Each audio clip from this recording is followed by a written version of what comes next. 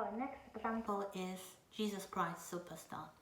So when the film version of The Fiddler on the Roof was made in 1971, this is the same year when Jesus Christ Superstar premiered on stage. So a similar subject, again, religion, but a completely different style, because for all that we can say, Fiddler on the Roof was a traditional musical with a lot of ethnic, in this case Jewish, and to some extent also Russian elements. And Jesus Christ Superstar is one of the first really successful rock operas. So this was also one of the first musicals that started what is sometimes called the British invasion. That is the influence of British creators of musical theatre, especially in Andrew Lloyd Webber and his lyricists on the musical theatre as a genre, which would start, of course, in Britain and then very quickly be moved to Broadway. If you watch the old film version, it appeared very soon. So the stage version opened in 1971.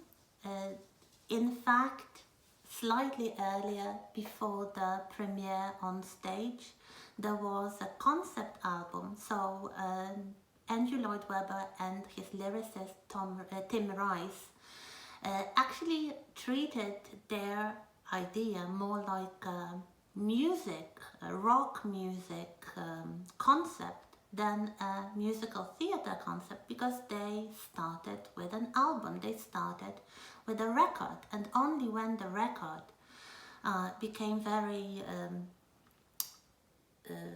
famous and successful, they decided to put it on stage. Then in 1973 the first film version was made.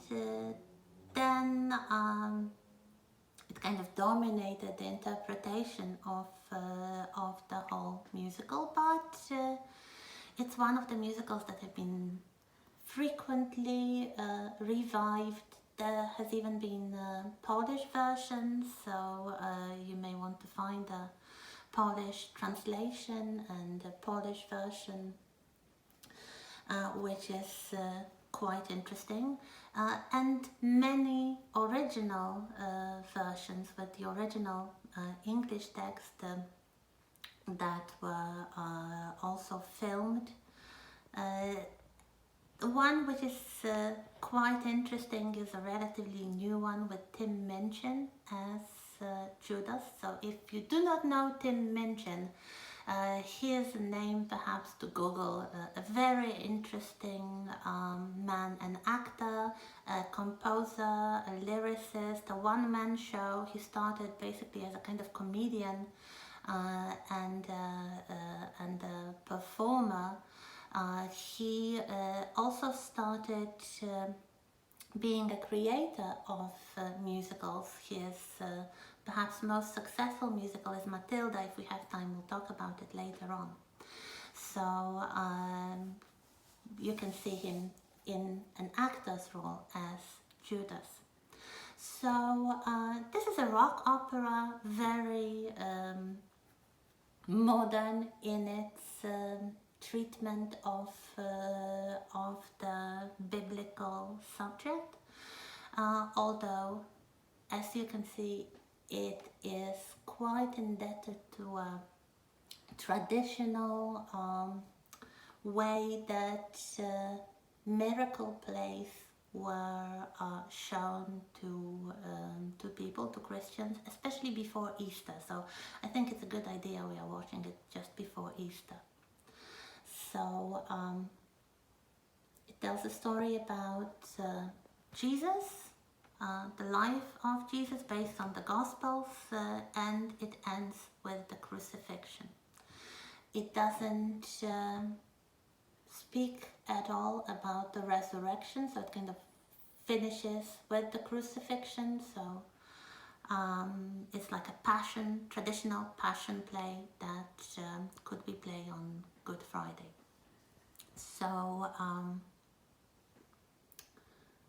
what is very interesting is that this musical, which is one of the best musicals, I don't know, I'm trying to find all the best musicals for you, but this one is very interesting because from the very beginning it has been very controversial. And let me tell you a little story about how I first saw this musical. So I was in primary school, I was, I don't know, 8 or 9, and my aunt knew I liked learning English, and she invited me and my mother to go to church, to an actual church, to watch the projection of the old 1973. It wasn't old then, it was relatively new, it was just a couple of years. It was still considered very modern, especially in the church, to have a rock opera about a biblical subject. So I first saw it in a church, possibly around Easter, some year when I was in primary school. I loved it. I absolutely loved it. But then I heard, years later, I heard that there were very many Christians, and especially Catholics, who were strongly opposed to this musical, and even there were some voices from the Vatican that it should be banned because this is anti-Christian. And my question to any of you who watched any version of Jesus Christ Superstar is this musical pro-Christian or anti-Christian? Because this is something that even Christians are not sure of. So, does this musical promote the Gospels and the life of Jesus and make Jesus more relatable by using rock music, so something that's probably more relatable to the younger generation? Or does it just mock Jesus? And is it the deeply anti-religious and especially anti-Christian production? Some said that the title itself was offensive, because how can you say Jesus Christ Superstar? It should be Jesus Christ the Savior. It's probably inspired by this little name, the name tag that was put on the cross with Jesus. Sometimes it's JCS, so Jesus Christ. What's the S? Of course, normally it would be the Savior, or Soter in Latin, but why not Superstar? So is it the musical that is anti-Christian and it's just about fame, it's about the hubris, the pride and vanity and just wanting to be famous, the kind of vice that both Jesus and the apostles have, do they? I will not answer this, but this is something I would really like you to think about, because this has been controversial from the very beginning. Another controversial aspect of this musical is that so much interest and so much sympathetic treatment has been given to the villains of the story. So especially to Judas, but also to Pontius Pilate. They are seen, especially Judas, as quite sympathetic characters. Judas is the one who tells the story. He starts the whole story, and if you watch the 70s film version, you can see it's Judas who starts the discussion about Jesus, and he criticizes Jesus, and he just keeps repeating he only wants to know. I only want to know what happened, why it happened, why did you have to die. An interesting thing about the old film version is that, of course, it's a rock musical, but it's deliberately anachronistic. So there are lots of elements which actually take the whole story in inverted commas. It's like a Brechtian idea. So you have to remember you are in a theater. It is a passion play. It's not real Jesus. It's the actors. And you actually see the actors coming to the place where they will stage their play, which happens to be in Israel, in the places, some of them are connected with Jesus and the Romans.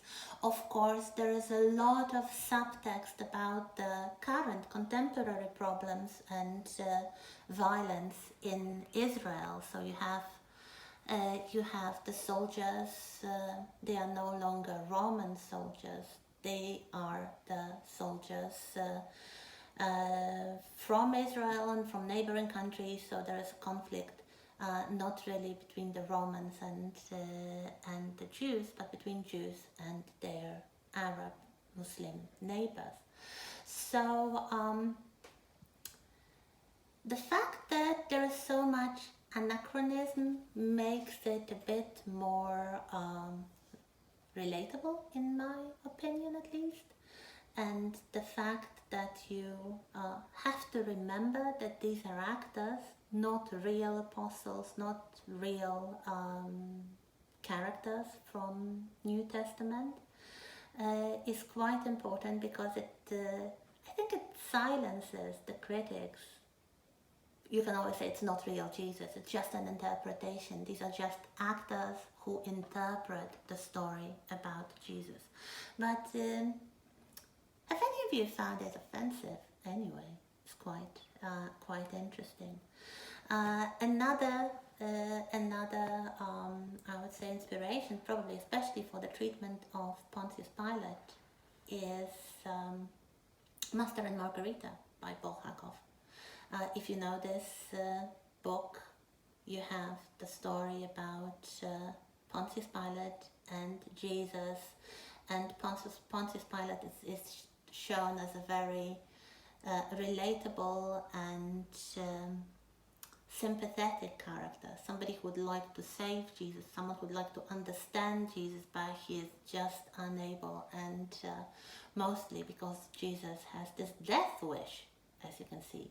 So he just wants to die. So the main question is, what is it all about? Is it about fame? Is it about a misguided man who wanted to do something but got carried away by the circumstances, by the dangers he did not really acknowledge? So we have a lot of such questions. We have a lot of also interesting games that Andrew Lloyd Webber plays with his material. If you remember the song played and sung by King Herod and his court, this is an idea that Lloyd Webber used in his previous musical. This was his breakthrough, but this wasn't really his debut. The debut would be in a slightly earlier musical from 1968, Joseph and the Amazing Technicolor Dreamcoat, based on a story from the Old Testament about Joseph and his brothers. And if you know this one, this is a comedy. It's much, I would say, joyful and optimistic. It's about a boy who had a dream, and this helped him to overcome all kinds of problems, including the feud with his brothers. But if you remember the way that the Pharaoh is presented in Joseph, this is, I would say, a comedy and kind of pastiche because at least in most versions, the Pharaoh looks and behaves and sings and dances like Elvis Presley. So this is taken, a similar thing is used in Jesus Christ Superstar in the case of King Herod. But here it's much darker because Herod is a celebrity. He is a famous, rich millionaire who just mocks Jesus, and he looks like a modern celebrity, and there is a lot of comedy, there is a lot of humor, but it's dark and quite cynical. What else is different from the most typical versions of the story about Jesus' crucifixion? So first of all, there is no Virgin Mary, so definitely you don't have the mother's subplot, and Jesus is just with his apostles and with Mary Magdalene. She is the only important female character, and she's clearly in love with Jesus, and we might wonder whether her feelings are reciprocated. I don't think so. Personally, I don't think so. Personally, I think he loves her just like any of his disciples, any of his friends, perhaps.